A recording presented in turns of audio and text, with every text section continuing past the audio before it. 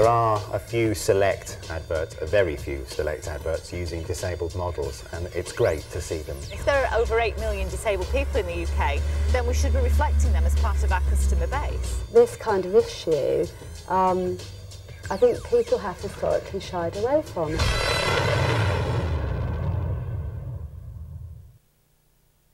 The VisABLE campaign is about encouraging the big organisations to use disability in their advertising campaigns so that they have access to disabled actors and disabled models, and to also perhaps try and educate them about how to use disability within their advertising campaigns.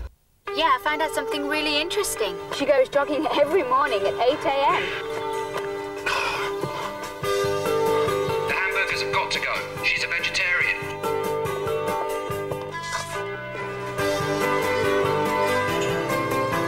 She's just bought a load of poetry books.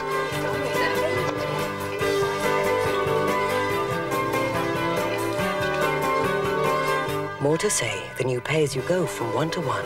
We seek, in all of the advertising that we do and all the communications we do, is to represent a wide spectrum of people. What this commercial does is show that people with disabilities don't need to be scary or unattractive. And in fact, this guy is the opposite. He's actually really appealing as a character, and he looks good. The one-to-one advert, I think, is great because there's a wheelchair user, and it's not about his wheelchair, and he's just saying something about some books or something.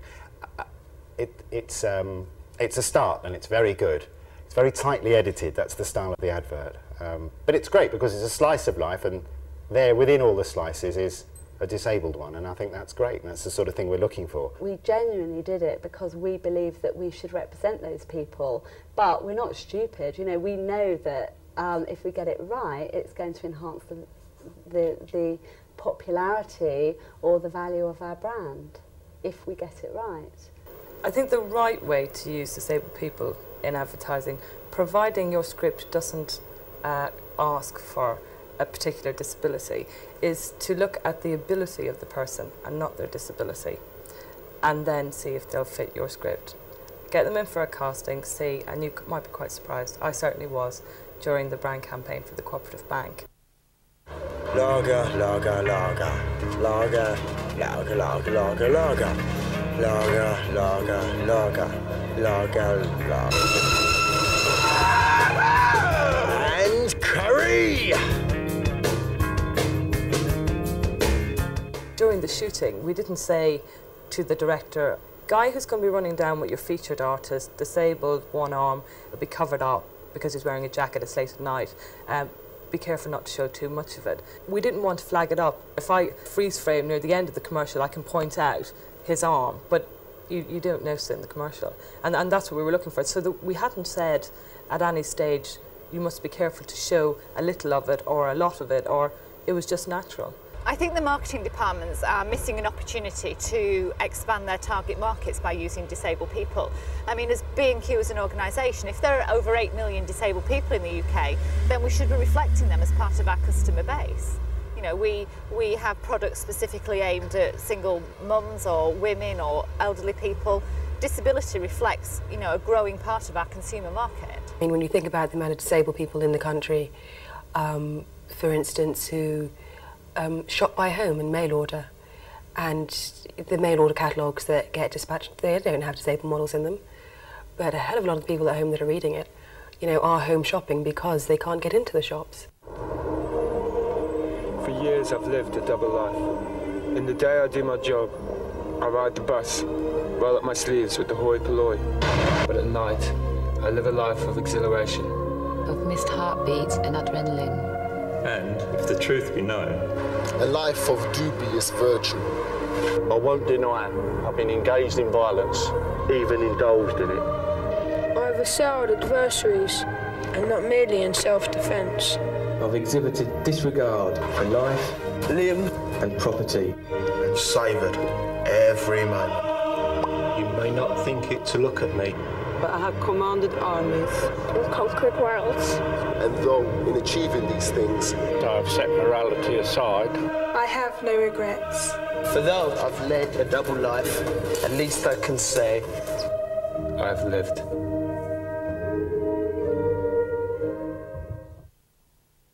what I like so much about the Sony PlayStation advert is that given that the cross-section of actors they're using to do the script are presumably the sort of person that Sony want to play their station, what I love about it is the fact that the disabled person in question is one of the more athletic and mobile people in the group. And it's a great proactive lifestyle association of a sort of facet of a disabled person that people don't often realise, which is there are some of us out there that are fit and healthy and have an impairment, but are sports people at the same time. So that's great. It is difficult to find disabled actors because there aren't that many. However, now that the VisABLE campaign is fully operational and happening, the same cannot be said as an excuse for finding disabled models. As far as sourcing disabled actors and models is concerned, it's true that it has always been extremely difficult. At least it's a bit of a catch-22. People haven't honestly tried, and therefore the people haven't made themselves available. That is the whole point of the existence of VisABLE as an agency. That's it, the whole point of what I'm trying to do, to make people with the right degree of professionalism and experience available to the industry, so that no one really has to make any compromises as far as the quality and calibre of the people they use is concerned. If you want to find a disabled model, that we're out there. There's a hell of a lot of us. You know, we're easy to find if you really want to. And it's only now that that's starting to happen. You can appear on television or in magazines regardless of and in spite of your disability rather than because of your disability.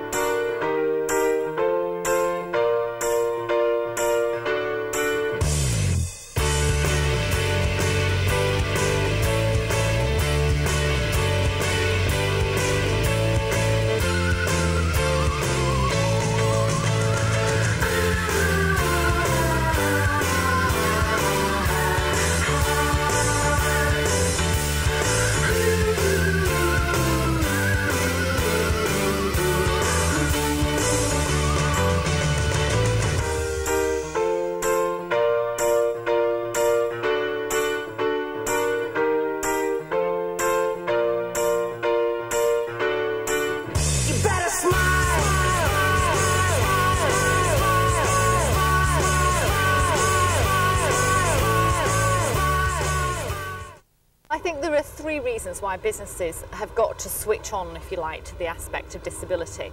There's clear commercial reasons by encouraging disabled customers to come into your stores, but there's obviously the moral reasons. I mean, it's absolutely right that organisations cover disability as a diversity issue, and there's obviously the legal implications with the Disability Discrimination Act coming live on the 1st of October. Within the next 5 years, say, the advertising use of disabled people will grow quite a lot, and I think within 5 years the great British public will be quite used to seeing what is presumably going to be a plethora of wheelchair users in advertisements. Hopefully they might see the odd person with short arms and somebody with a limp and a communication difference. I hope that the great and varied world of disability is reflected properly in advertising within the next 5 years. I've got a feeling it might take 10, because things never happen as quickly as you want them to, do they?